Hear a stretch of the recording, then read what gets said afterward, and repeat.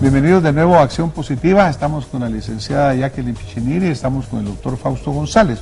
En el segmento anterior, Jacqueline, cuando hablábamos sobre qué queríamos de esta Guatemala, qué mirábamos, me llamó muchísimo la atención cuando tú mencionas el hecho ser mujer.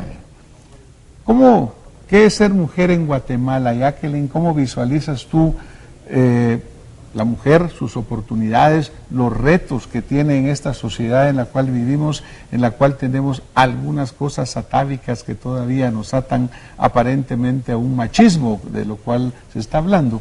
Pero ¿cuál es el sentimiento de la mujer? ¿Qué piensa la licenciada Jacqueline en ese punto? Es un orgullo el ser mujer, es una manera, una forma que nos caracteriza y vemos las cosas de diferente manera. Además, la bendición que tenemos de dar vida, de poder ser madres. Pero aparte de ello, el ser mujer también representa pues muchas cosas grandes, muchas cosas importantes, pero en algún momento también, actualmente, bueno, históricamente, como usted lo menciona, pues ha existido en nuestro país y en toda Latinoamérica el machismo. Sin embargo, esto ha ido cambiando poco a poco. Aún que persisten algunas situaciones en algunos lugares en donde sí se dan ciertas acciones de discriminación en contra de las mujeres, pero yo creo que está en nosotras mismas, poder romper esos paradigmas, poder prepararnos, poder profesionalizarnos a fin de ir logrando los espacios que merecemos y que podemos tener tanto a nivel empresarial como a nivel gubernamental. Es importante hablar de la realidad que usted menciona, ¿verdad? Porque es el presente el que vivimos y es importante tomar acciones, o sea, que nosotros como personas, como ciudadanos, nos involucremos en los diferentes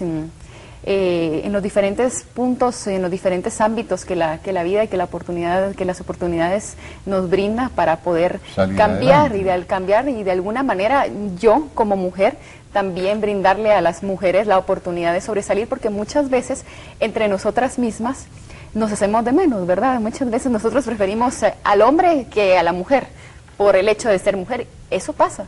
Ahora, no es solo los hombres los que discriminan a las mujeres, también las mujeres discriminamos muchas veces a nuestro mismo sexo. Ahora, digamos, por ejemplo, Jacqueline, una realidad, cuando hablamos de la desigualdad, una realidad es de que verdaderamente en el área rural en Guatemala la mujer sí tiene mucha menos oportunidad, la mujer indígena tiene menos acceso a educación. ¿Esa es una realidad? Por supuesto.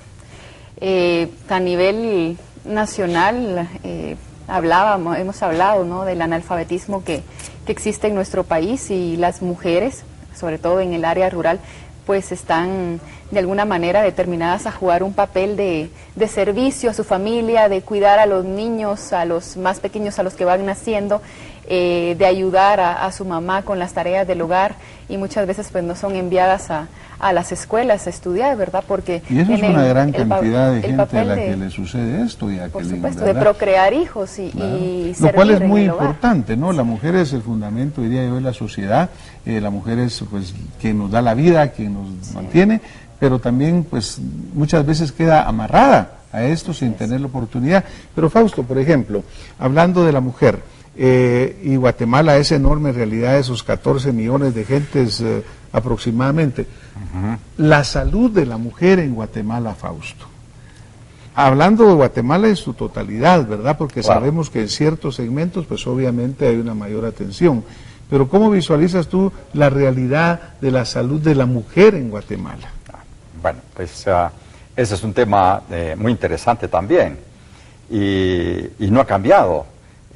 Yo he vivido ya muchos años de la medicina, y cuando digo muchos es que son bastantes, y he podido ir viendo y he ido esperando que pueda haber algún tipo de evolución, y no la hay. Hablamos de la centralización, hablamos de que en la capital viene a parar toda la gente, que antes éramos muy pocos los habitantes y que era bastante más lo rural, como hemos hablado ya en otras oportunidades. En la actualidad esto ha aumentado. Pero aún así, si la población ha aumentado, los recursos no han aumentado. Nosotros tenemos hospitales grandes en la capital y tenemos pocos hospitales, como decimos corrientemente, en el interior de la República. No sé por qué lo hemos dicho siempre así, pero es en el interior, como se dice. Y estas facilidades que se les pueda dar no son ni tan efectivas, no son reales, ni son prácticas. Se habla en los diferentes gobiernos, y no voy a mencionar solo el gobierno actual, porque esto viene de otros gobiernos atrás, en que tenemos un hospital regional en Coatepeque, que tenemos un hospital regional en Escuintla, y todo no ha servido más que para que los que han estado en su época de ministros de Salud Pública se enriquezcan haciendo estos hospitales, pero que sean funcionales, no lo son.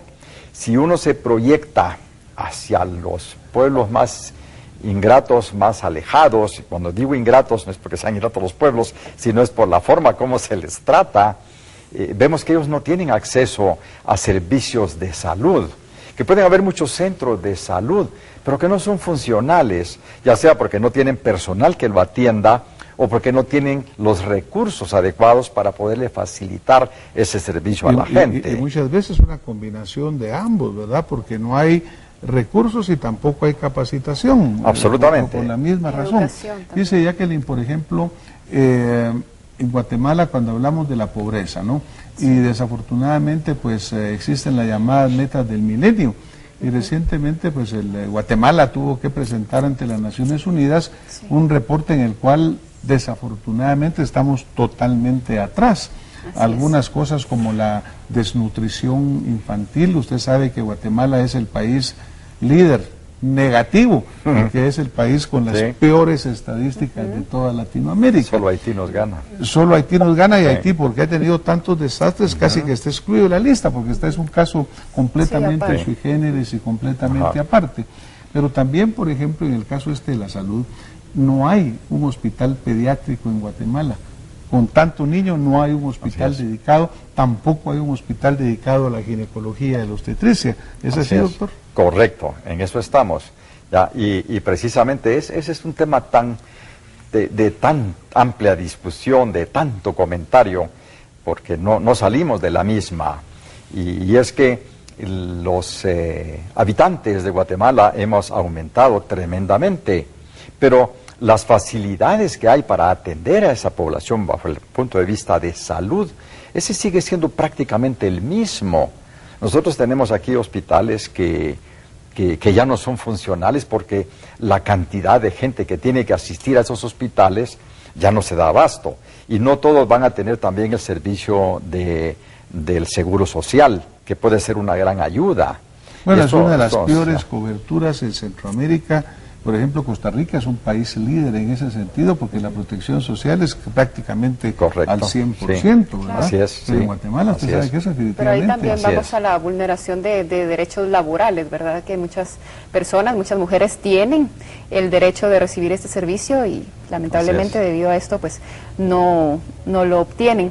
También otro punto, doctor, hablando de la educación en el interior, de la educación de la niña y la educación de la mujer, cómo planificar a los hijos, cómo planificar la familia, yo creo que es un tema también importante.